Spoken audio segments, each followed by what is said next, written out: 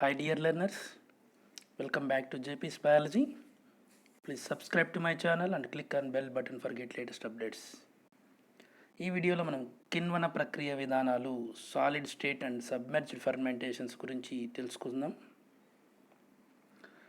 ఇంకా ఫర్మెంటేషన్ గురించి మనము ఎప్పటి నుంచి వింటున్నాం. So fermentation, traditional fermentation technology as mentioned in the literary text is more than 300 year old in India. So ఇండియాలో ఈ ఫర్మెంటేషన్ టెక్నాలజీ అనేది దాదాపు 3,000 సంవత్సరాల క్రితం నాటిది. సో ఇదంతా కూడా మనం ఋగ్వేద కాలంలోను, యజుర్వేద కాలంలోను, వేదకాలం నాటిది అని చెప్పొచ్చు అనమాట.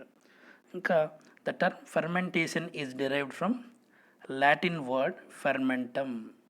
సో ఈ ఫెర్మెంటేషన్ అనేది లాటిన్ వర్డ్ ఫెర్మెంటమ్ అనే పదం నుంచి ఉద్భవించింది.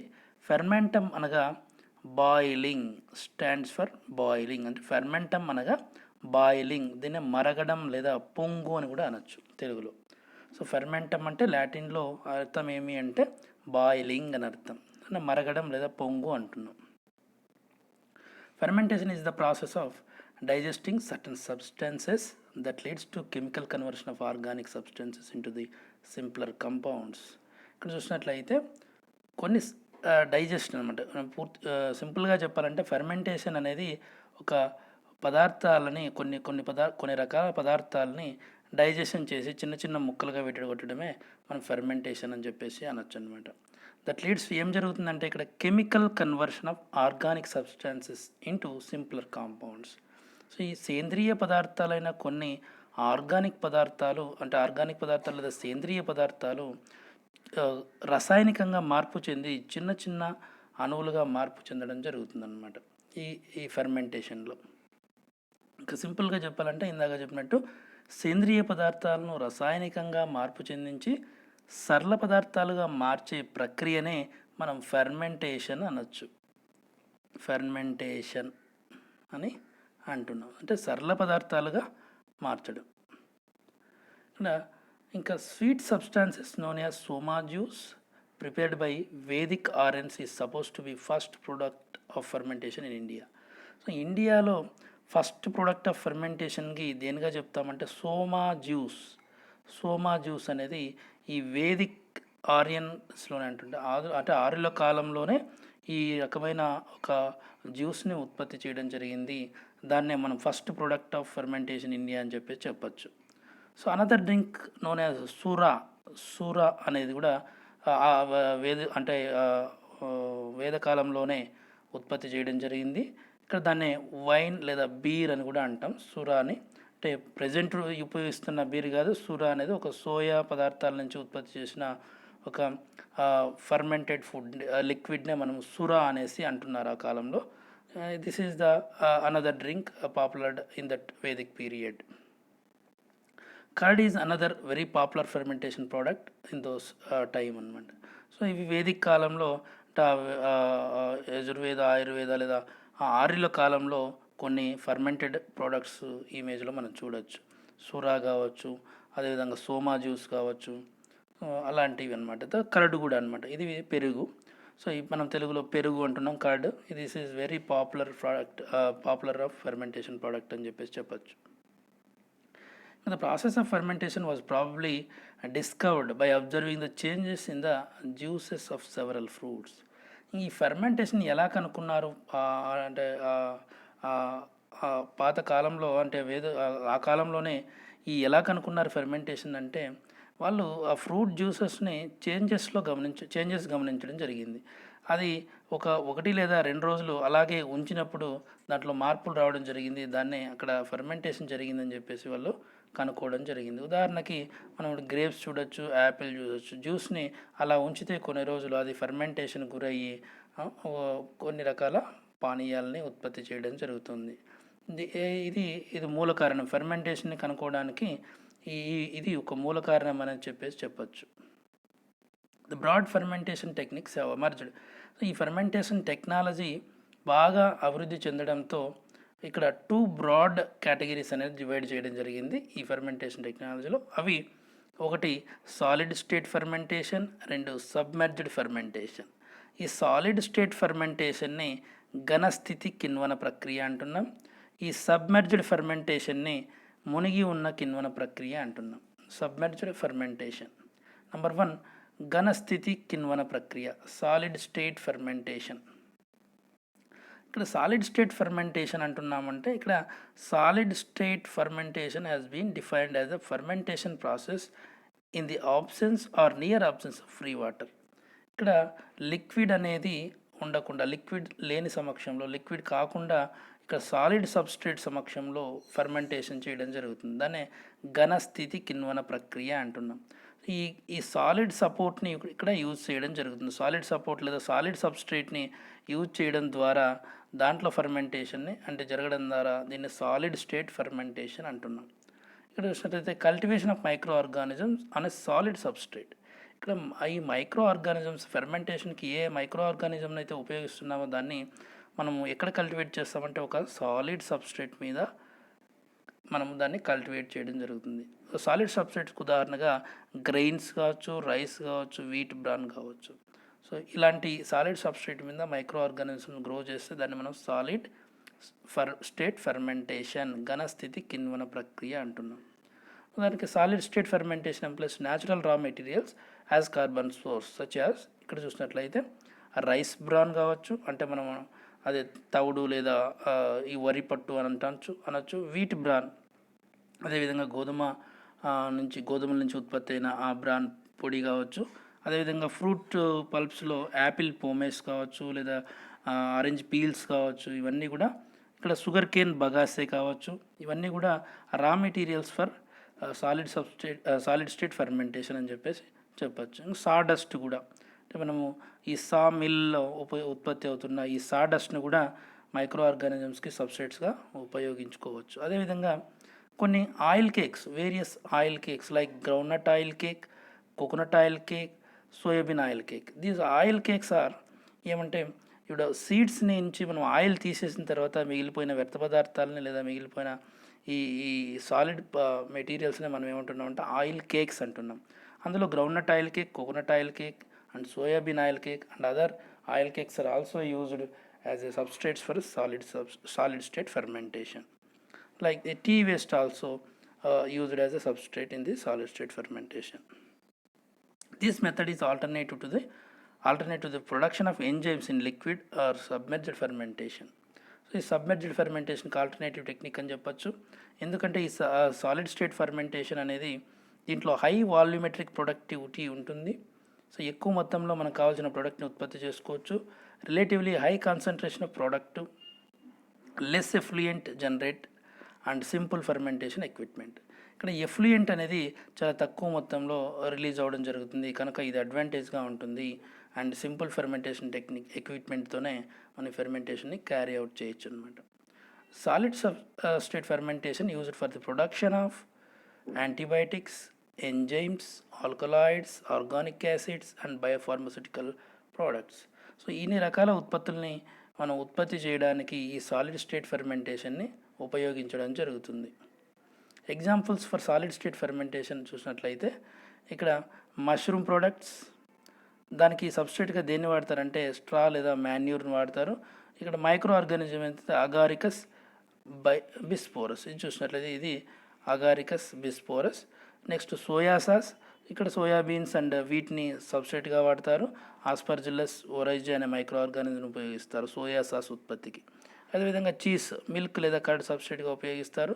పెన్సిలియం రోకిఫెరటీ అనేది ఒక మైక్రో ఆర్గానిజం, దాన్ని ఉపయోగించి మనకి చీజ్ని ఉత్పత్తి చేయడం జరుగుతుంది. Another product is temp. ఇక్కడ చూసినట్లయితే దిస్ ఈజ్ ఎ టెంప్. ఈ టెంప్ అనేది సోయాబీన్స్ నుంచి తయారు చేస్తారు. ఉదాహరణకి రైజోఫస్ ఆలిగోస్పోర్స్ అనేటివి రైజోఫస్ జాతులకు చెందిన జీవులను ఉపయోగించి ఈ విధంగా టెంప్ అనే ప్రోడక్ట్ని ఉత్పత్తి చేయడం జరుగుతుంది. ఇది ఒక పాపులర్ ఫుడ్ ప్రోడక్ట్. తర్వాత లీచింగ్ ఆఫ్ మెటల్స్, లో గ్రేడ్ ఓర్స్ నుంచి ఆ మెటల్స్ని మనం కొన్ని మెటల్స్ని వేరు చేయడానికి కూడా ఈ సాలిడ్ స్టేట్ ఫెర్మెంటేషన్ ఉపయోగిస్తారు. తర్వాత ఆర్గానిక్ యాసిడ్స్, ఉదాహరణకి దీనికి సబ్స్ట్రేట్గా వచ్చేసి కేన్ షుగర్, మొలాసెస్ని ఉపయోగిస్తారు. ఆస్పర్జిల్లస్ నైగర్ని ఉపయోగించి కొన్ని ఆర్గానిక్ ఆమ్లాలని ఉత్పత్తి చేయడం జరుగుతుంది. These are some examples for the solid state fermentation. ఇంకా advantage of solid state fermentation చూసినట్లయితే produce higher yields than submerged liquid fermentation. So liquid fermentation కంటే ఎక్కువ మొత్తంలో మనకి ఈల్డ్స్ అనేది ఇవ్వడం జరుగుతుంది. Possibilities of contamination by bacteria and yeast is very less. ఇక్కడ సాలిడ్ సబ్స్ట్రేట్ని ఉపయోగించడం ద్వారా ఈ కంటామినేషన్ అనేది తక్కువగా ఉండడం జరుగుతుంది.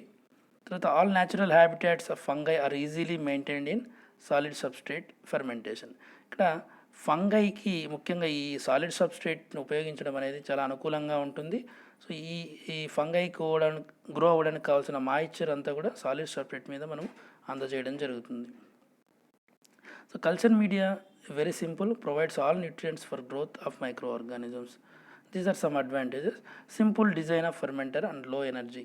ఇక్కడ సింపుల్ ఫెర్మెంటర్ని మనం ఉపయోగించవచ్చు. ఆ ఉపయోగించే ఫెర్మెంటర్ అనేది సింపుల్ డిజైన్లో మనం క్రియేట్ చేయొచ్చు. తర్వాత ఫెర్మెంటేషన్ అండ్ లో ఎనర్జీ విల్ రిక్వైర్ అనమాట. Some disadvantages also there. One is causes problems in monitoring of the process of parameters such as pH, moisture content and oxygen concentration. So ఇక్కడ solid సబ్స్ట్రేట్ని ఉపయోగించడం ద్వారా ఈ solid సబ్స్ట్రేట్లో మనం పీహెచ్ని కానీ మరియు మాయిశ్చర్ కంటెంట్ని కానీ ఆక్సిజన్ కాన్సన్ట్రేషన్ని కానీ డిటెక్ట్ చేయడం అనేది ఇక్కడ డిసడ్వాంటేజ్గా ఉంటుందన్నమాట. తర్వాత difficulties with processing hundreds of trace limit their scalability. ఇక్కడ ట్రేస్ని అనేటివి ఉపయోగిస్తూ ఉంటారు సాలిడ్ సబ్స్ట్రేట్ ఫెర్మెంటేషన్కి. ఈ స్ట్రేట్స్లో ఈ దీంట్లో ఈ ట్రేస్లో మనకి ఏమవుతుందంటే ఈ వాటన్నిటిని మానిటర్ చేయడం అనేది ఒక డిఫికల్ట్గా లేదా ఒక లిమిటేషన్గా ఉంటుందని చెప్పచ్చు. Aeration may be difficult due to high level of solid content. So ఇక్కడ సాలిడ్ కంటెంట్ ఎక్కువగా ఉండడం ద్వారా మనం ఏరేషన్ అనేది అంటే దానికి అన్నిటికీ మనము ఆ వాయువుల్ని సపోర్ట్ అంటే వాటికి ఏరేషన్ని మనం కంటిన్యూస్గా సప్లై చేయలేమని చెప్పచ్చు. Substrates require pre-treatment such as size reduction, chemical or enzymatic analysis. This is very important. ఇక్కడ ఉపయోగిస్తున్న మనం సాలిడ్ సబ్స్ట్రేట్స్ ఏవైతే ఉన్నాయో వీట్ బ్రాన్ కావచ్చు, రైస్ బ్రాన్ కావచ్చు, ఫ్రూట్ ఫోమ్స్ కావచ్చు, అదేవిధంగా ఆయిల్ కేక్స్ కావచ్చు, వీటన్నిటిని మనం ట్రీట్మెంట్ చేయాల్సిన అవసరం ఉంటుంది. ఆ సైజ్ రిడక్షన్ కావచ్చు లేదా కెమికల్ కన్వర్షన్ కావచ్చు, వాటిని హైడ్రోలైసిస్ చేయడం కావచ్చు అనమాట. సో ఈ విధంగా ఈ ట్రీట్మెంట్ అనేది ఇక్కడ రిక్వైర్మెంట్ అనేది ఉంటుంది. కనుక అదొక డిసడ్వాంటేజ్గా చెప్పచ్చు. అంటే డిసడ్వాంటేజ్ ఇన్ ద సెన్స్ అది మనకు అంత అనుకూలంగా ఉండదన్నమాట. వాటిని మళ్ళీ కన్వర్ట్ చేయడము, హైడ్రోలైజ్ చేయడము, కెమికల్స్ని ఉపయోగించనేది ఒక డిసడ్వాంటేజ్గా ఉంటుంది. తర్వాత అప్లికేషన్ చూసినట్లయితే solid state fermentation is being employed in various fields ranging from pharmacology to bioremediation covering various aspects of biodiversity conservation. Number 1 చూసినట్లయితే production of industrial enzymes. Solid state fermentation ప్రధానంగా ఈ industrial ఎంజైమ్స్ని ఉత్పత్తి చేయడానికి ఉపయోగిస్తారు. అందులో ప్రోటీయేజెస్, సెల్యులైజెస్, లిగ్నేజెస్, జైలనేజెస్, పెక్టినేజెస్, అమైలేజెస్, టానేజెస్. సో ఇన్ని రకాల పారిశ్రామిక ఎంజైమ్లను ఉత్పత్తి చేయడానికి ఈ సాలిడ్ స్టేట్ ఫెర్మెంటేషన్ని ఉపయోగిస్తారు. Number 2 production of biopesticides. నాకు తెలుసు the famous Bacillus thuringiensis BT's protein can be produced in large scale in order to address issue of pest attacks, yield damage. So మనకి ఈ పెస్ట్లు అనేటివి ఈ పెస్ట్ ద్వారా అనేక పంటలకు అనేది నాశనం జరుగుతుంటుంది. వాటిని నాశనం చేయడానికి కోసం ఈ బయోపెస్టిసైడ్ని ఉపయోగిస్తారు. బ్యాసిల్లస్ తురింజిన్స్ అనేది ఒక బయోపెస్టిసైడ్గా ఎగ్జాంపుల్గా చెప్పచ్చు. దీన్ని ఎక్కువ మొత్తంలో సింథసైజ్ చేసి ఆర్గానిజం స్ప్రే చేసి మనం దాన్ని అరికట్టచ్చు అనమాట. The biocide bacterium can be obtained by fermentation. This biocide bacterium obtained by solid state fermentation either in liquid or semi-solid substrates found to act against. ఈ బ్యాసిల్లస్ తురింజిస్ లేదా బీటీస్ ప్రోటీన్ ఈ biopesticide దేనికి వ్యతిరేకంగా పనిచేస్తుందంటే స్పోడోప్టెరా ఫ్రూగిపెర్డా, ఇది ఫాల్ ఆర్మీవామ్ అంటాం దీన్ని, కార్న్లో ఇది వస్తూ ఉంటుంది. సో ఈ విధంగా బయోపెస్టిసైడ్ల యొక్క ఉత్పత్తిలో కూడా దీన్ని మనం ఉపయోగించవచ్చు. Production of renewable energies. Renewable ఎనర్జీలో చూసినట్లయితే biogas production is best example. ఇక్కడ సాలిడ్ సబ్స్ట్రేట్స్ని ఉపయోగించి మనం ఇక్కడ గ్యాస్ని ఉత్పత్తి చేయడం జరుగుతుంది. Biomass from plant and animal sources అయిన ఈ వేస్ట్ మెటీరియల్ని ఉపయోగించి ఫెర్మెంటేషన్ టెక్నాలజీ ద్వారా మనకి ఈ బయోగ్యాస్ని ఉత్పత్తి చేయడం జరుగుతుంది. దాన్ని మనము దానికి గ్యాస్ టర్బైన్స్కి వాడుకోవచ్చు, రన్నింగ్ ఆఫ్ గ్యాస్ టర్బైన్స్ వాడుకోవచ్చు, ఫ్యూయల్ సెల్స్గా వాడుకోవచ్చు. మనంతా తెలుసు వంటకు కూడా వాడుకుంటున్నాం గ్యాస్ని. That is production of renewable energies. Number 4 bioleaching. Bioleaching అంటే the recovery of metals from low grade black shale ore. అంటే ఇక్కడ తక్కువ ఉన్న అంటే ఈ ముడి సరుకు నుంచి అంటే ముడి నుంచి ఈ మెటల్స్ని మనము రికవరీ చేయొచ్చు అనమాట. Was attempted by employing microbial samples using different organic wastes as substrates. ఇక్కడ maximum recovery of metals such as copper, cobalt, zinc and other metals is possible by continuous solid state fermentation. So ఈ విధంగా ముడి మూలకాల నుంచి ఈ విధమైన మెటల్స్ని మనము వేరు చేయొచ్చు సాలిడ్ స్టేట్ ఫెర్మెంట్ని ఉపయోగించి. సో అదేవిధంగా బయో రెమిడియేషన్లో చూసినట్లయితే certain microorganisms living within our avid environment can actually degrade various toxic components like hydrocarbons, oil spillage, etc.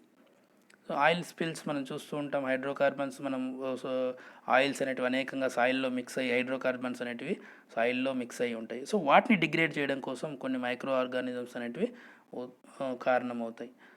బయోసర్ఫాక్టాంట్ అనేది ఒక టెక్నిక్. బయోసర్ఫాక్టాంట్ ఏం చేస్తుందంటే accelerates the process of degradation of pollutant composites. So ఈ hydrocarbons కానీ oil spillage నుంచి వాటిని degrade చేయడానికి ఈ బయోసర్ఫాక్టాంట్స్ అనేటివి తోడ్పడతాయి. ఈ బయోసర్ఫాక్టాంట్స్ని మనం ఈ ఫెర్మెంటేషన్ టెక్నిక్ ద్వారా ఉత్పత్తి చేసి ఈ బయో రెమిడియేషన్ ఈల్స్ని బెటర్గా మనం చేయొచ్చు అనమాట. సో బయో రెమిడియేషన్ని బాగా సులువుగా అంటే బయో రెమిడియేషన్ ఆ పొల్యూటెంట్స్ని డిగ్రేడేషన్ని మనం సులువు చేయొచ్చు అనమాట. బయో రెమిడియేషన్ ఈ కెమికల్ రెమిడియేషన్ కంటే ఈ బయో రెమిడియేషన్ అనేది ఉపయోగకరంగా ఉండేలాగా ఈ బయోసర్ఫెక్టాంట్ని ఉత్పత్తి చేసి చేయొచ్చు అనమాట. That is another example. తర్వాత ఇంకా submerged fermentation number 2. Submerged fermentation, ఇది సబ్మెర్జ్డ్ ఫెర్మెంటేషన్ గురించి చూస్తే దీన్ని లిక్విడ్ ఫెర్మెంటేషన్ అని కూడా అంటాం, మునిగి ఉన్న కిణ్వన ప్రక్రియ అని కూడా అంటాం తెలుగులో. ఇక్కడ చూసినట్లయితే ఇక్కడ సాలిడ్ సపోర్ట్ కాకుండా లిక్విడ్స్ అనేది మీడియం అనేది లిక్విడ్ కండిషన్లో ఉంటుంది. సో ఈ విధంగా ఇది ఫెర్మెంటర్ అనుకుంటే దీంట్లో లిక్విడ్ కండిషన్లో మీడియం అనేది ఉంటుందన్నమాట. అందుకే దీన్ని సబ్మెర్జ్డ్ ఫెర్మెంటేషన్ లేదా మునిగి ఉన్న కిణ్వన ప్రక్రియ. దీంట్లో మైక్రో ఆర్గానిజమ్స్ లిక్విడ్ కండిషన్లో గ్రో అవ్వడం జరుగుతుంది. అందుకే దీన్ని లిక్విడ్ ఫెర్మెంటేషన్ అని కూడా అంటాం, లేదా మునిగి ఉన్న కిణ్వన ప్రక్రియ submerged fermentation. In the submerged process the substrate used for fermentation is always in liquid state. So ఇక్కడ సబ్మెర్జ్డ్ ఫెర్మెంటేషన్లో ఇక్కడ ఉపయోగిస్తున్న సబ్స్ట్రేట్స్ అనే లిక్విడ్ స్టేట్లో ఉంటాయి, which contains the nutrients needed for growth of the micro organisms. ఈ submerged fermentation utilises free flowing liquid substrates such as molasses and broths. So molasses కానీ లేదా ఇతర ద్రావణ పదార్థాలని ఇక్కడ సబ్స్ట్రేట్స్గా ఉపయోగించడం జరుగుతుంది. The bioactive compounds are secreted in to the fermentation broth. So మనం ఏదైతే సబ్స్ట్రేట్ని ఉపయోగిస్తున్నామో ఇక్కడ మొలాసెస్కి ఉదాహరణగా ఇది ఒక చెప్పచ్చు. మొలాసెస్ అనేది తెలుసు మనకు, చక్కెరని ఈ చెరుకు నుంచి ఉత్పత్తి అవుతుంది అనేది. ఈ మొలాసెస్లోకి అంటే సబ్స్ట్రేట్గా యూజ్ చేసినప్పుడు వాటిలోకి మనం బయోయాక్టివ్ కాంపౌండ్స్ ఏవైతే ఆ మైక్రో ఆర్గానిజమ్స్ ఉత్పత్తి చేస్తాయో అందులోకి సెక్రేట్ చేయడం జరుగుతుంది. The fermenter which contains the substrate is operated continuously and the product biomass is continuously harvested from the fermenter by using different techniques. Then the product is purified, centrifuged and then dried. ఇక్కడ చూసినట్లయితే fermenter అనేది ఇక్కడ కంటిన్యూస్గా operate అవుతుంటుంది. Product biomass అనేది continuously harvest చేస్తూ ఉంటారు. ఏదైతే ఉత్పన్నం ఉంటుందో దాన్ని కంటిన్యూస్గా హార్వెస్ట్ చేస్తూ ఉంటారనమాట. తర్వాత ఆ హార్వెస్ట్ చేసిన తర్వాత ఆ ప్రోడక్ట్ని డ్రై చేసైనా మనం వేరు చేసుకోవచ్చు, సెంట్రిఫ్యూజ్ చేసైనా లేదా ఫిల్టర్ చేసైనా ఆ ప్రోడక్ట్ని మనము గ్రహించవచ్చు అనమాట. It is the method of manufacturing biomolecules in which enzymes and other reactive compounds are submerged in liquid such as alcohol, oil or nutrient broth. So ఈ న్యూట్రియంట్ బాత్ అనేది లిక్విడ్ కండిషన్లో ఉంటుందని చెప్పాం. దీంట్లోకి ఈ బయోమాలిక్యూల్స్ ఏవైతే మనకి అక్కడ లిక్విడ్ కండిషన్లో ఉంటాయో వాటిని ఉత్పత్తి చేయడానికి కోసం ఈ సబ్మెర్జ్డ్ ఫెర్మెంటేషన్ అనేది ఉపయోగిస్తూ ఉంటారు. అప్లికేషన్స్ చూసినట్లయితే ఇక్కడ substrates are utilized quite rapidly, hence need to be constantly replaced or supplemented with nutrients. ఇక్కడ ఈ సబ్స్ట్రేట్ అనేది కంటిన్యూస్గా ఇక్కడ సప్లై చేస్తూ ఉండాలి. ఎందుకంటే ఇక్కడ ర్యాపిడ్ కండిషన్లో ఇక్కడ లిక్విడ్ స్టేట్లో ఉంటాయి సబ్స్ట్రేట్స్ అనేటివి, ఇవి ర్యాపిడ్గా యూటిలైజ్ అవుతూ ఉంటాయి కనుక కంటిన్యూస్గా రీప్లేస్ చేస్తూ ఉండాలి. This fermentation technique is best suited for microorganisms such as bacteria that require high moisture. So ఏ మైక్రో ఆర్గానిజమ్స్కి అయితే మనకి ఎక్కువ మాయిశ్చర్ అవసరమో అటువంటి మైక్రో ఆర్గానిజమ్స్ ఉపయోగించి ఫెర్మెంటేషన్ చేయడానికి ఈ సబ్మెర్జ్డ్ ఫెర్మెంటేషన్ అనేది ఉపయోగకరంగా ఉంటుంది. An additional advantage of this technique is that purification of product is easier. So ప్రోడక్ట్ని ప్యూరిఫై చేయడము ఈ పద్ధతిలో ఈజీగా ఉంటుంది. ఈ submerged fermentation is primarily used in the extraction of secondary metabolites that need to be used in liquid form. So ఈ submerged fermentation అనేది ఈ సెకండరీ మెటబలైట్స్ ఉత్పత్తి చేయడానికి ఎక్కువగా ఉపయోగించడం జరుగుతుంది. అవి కూడా లిక్విడ్ ఫామ్లో ఉన్న సెకండరీ మెటబలైట్స్ని ఉత్పత్తి చేయడానికి సబ్మెర్జ్డ్ ఫెర్మెంటేషన్ని ఎక్కువగా ఉపయోగిస్తారు. ఇక్కడ కంపారిజన్ చూసినట్లయితే సాలిడ్ స్టేట్ ఫెర్మెంటేషన్కి సబ్మెర్జ్డ్ ఫెర్మెంటేషన్కి చూసినట్లయితే సాలిడ్ సబ్స్ట్రేట్స్, ఇక్కడ సాలిడ్ స్టేట్ ఫెర్మెంటేషన్లో సాలిడ్ సబ్స్ట్రేట్స్ని ఉపయోగిస్తారు like bran, bagasse and paper pulp ఇలాంటివి. ఇక్కడ free flowing liquid substrates such as molasses and బ్రాత్స్ని ఇక్కడ సబ్స్ట్రేట్గా ఉపయోగిస్తామని చెప్పాం. ఇక్కడ substrates are utilised very slowly, need not to be replaced. ఇక్కడ సబ్స్ట్రేట్స్ అనేవి ర్యాపిడ్గా యూటిలైజ్ అవుతాయి కనుక కాన్స్టాంట్గా రీప్లేస్ చేస్తూ ఉండాలి. ఇవి ఈ solid state fermentation best suited for fungi that require less moisture content. ఇవి bacteria best suited for bacteria that require high moisture content. కనుక సబ్మెర్జ్డ్ ఫెర్మెంటేషన్ ఎక్కువగా బ్యాక్టీరియాలు ఉపయోగిస్తాం. సాలిడ్ స్టేట్ ఫెర్మెంటేషన్లో ఈ ఫంగైని ఉపయోగించి చేయడం జరుగుతుంది. Culture systems involves 3 phases solid, liquid and gaseous. ఇక్కడ involves 2 phases liquid and gaseous phase. ఇక్కడ కల్చర్ సిస్టమ్స్ ఇన్వాల్వ్స్ 3 phases అంటున్నాం. సాలిడ్గా కల్చర్ కావచ్చు, లిక్విడ్ కల్చర్ కావచ్చు అండ్ గ్యాసియస్ కల్చర్ కావచ్చు. ఇక్కడ 2 phases only, liquid and gaseous phase. Inoculum ratio is always larger. ఇక్కడ మనకి ఇనాకులం అనేది ఎక్కువగా ఇనాకులేట్ చేయాల్సి ఉంటుంది. ఎక్కువ మైక్రో ఆర్గానిజమ్స్ని ఇక్కడ ఇనాకులేట్ మనం ఫెర్మెంటేషన్ క్యారీ అవుట్ చేసే ముందు ఇనాకులేట్ చేయాల్సి ఉంటుంది. ఇక్కడ ఇనాకులం రేషియో యూజువల్లీ స్మాల్, కొద్దిగా మైక్రో ఆర్గానిజమ్స్ దాన్ని కొద్దిగా కూడా సరిపోతుంది ఇనాకులం అనేది. కనుక కొద్దిగా ఇనాకులేట్ చేసినా కూడా మీడియంలోకి అవి గ్రో అవ్వడం జరుగుతుంది. System may or may not involve agitation. ఇక్కడ అజిటేషన్తో సంబంధం లేదు, ఏరేషన్ కోసం. ఇక్కడ అజిటేషన్ అనేది ఆఫెన్ ఎసెన్షియల్. సో ఇక్కడ మనం ఆ లిక్విడ్ సబ్స్ట్రేట్ని ఇలా తిప్పుతూ ఉంటే ఆ అజిటేటర్స్ ద్వారా కానీ లేదా ఏదైనా స్టిర్రర్స్ ద్వారా తిప్పుతూ ఉంటే అక్కడ ఏరేషన్ అనేది జరుగుతూ ఉంటుంది. సో ఏరేషన్ అనేది సబ్మెర్జ్డ్ ఫెర్మెంటేషన్లో అవసరం అనమాట. అజిటేషన్ అనేది ఆఫెన్ ఎసెన్షియల్ అంటున్నాం. So these are some comparisons of between solid state fermentation and submerged fermentation. Thank you for watching this video. Please like, share, comment and subscribe to my channel and click on bell button for get latest updates. Thank you dear learners once again.